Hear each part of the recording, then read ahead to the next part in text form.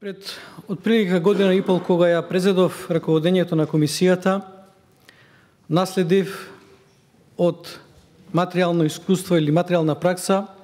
2 листа деловник за работа на комисијата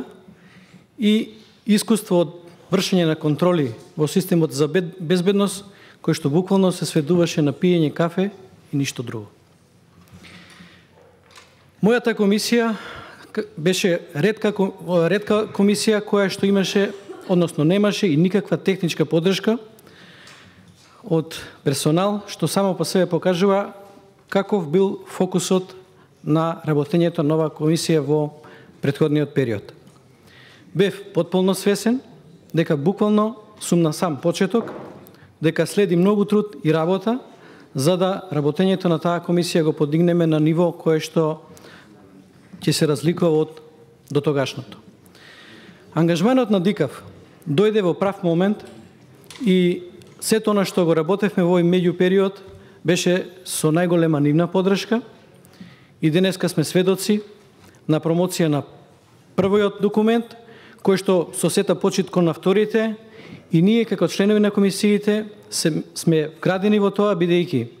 зад нас има бројни работилници, состаноци на теми поврзани со денесново дело што го промовираме, и сметам дека и нашиот влог е добре дојден и придонесе да направиме еден документ кој што нема да биде последен, кој што ќе го оставиме во наследство и нашите наследници кои што ќе раководат со комисиите ќе наследат многу повеќе од тоа што ние наследивме како акти за работа во комисиите. И сето ова го работиме во период кога имаме крајно нарушена доверба кон институциите од системот за безбедност, поради низа девијации во изминативе 27-28 години. Јавноста со право очекува од нас да ја вршиме својата работа максимално професионално, бидејќи тоа директно влијае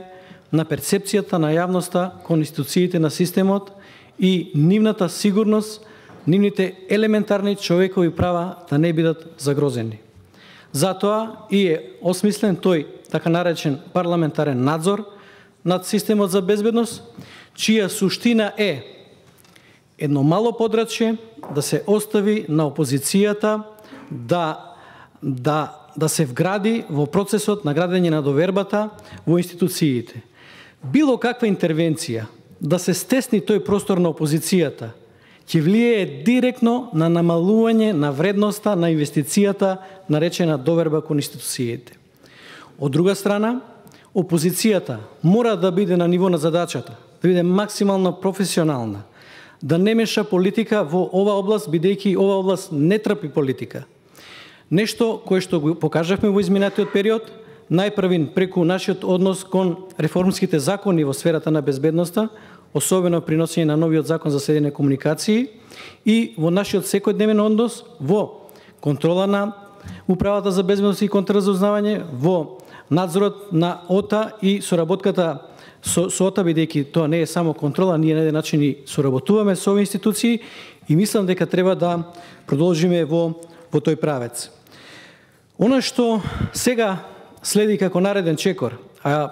моментов го користам и да апелирам до раководните структури на собранието,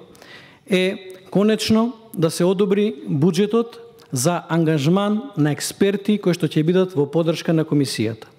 Комисијата е составена со луѓе од политички бекграунд, тие во минатото работеле своји собствени професии, меѓутоа тие не се дотолку експерти и стручни да извршат квалитетна контрола, квалитетен надзор, кој на јавноста ќе остави печаток дека сепак контролата не е проформа, туку навистина има и суштина. Затоа на нас и согласно новиот закон за следење комуникации е дефинирано дека комисијата има право да ангажира 20 експерти за да бидат во функција на комисијата за подобрување на капацитетот на самата комисија. Мојата намера е веднаш по одобрување на буџетот да се отпочне постапка, јавна постапка за ангажирање на експерти во соработка со нашите служби, бидејќи тие експерти мора да подлежат на одредена проверка, да бидат ангажирани зависно од буџетот, тие може да бидат и постојано, меѓутоа и времено ангажирани, адхок.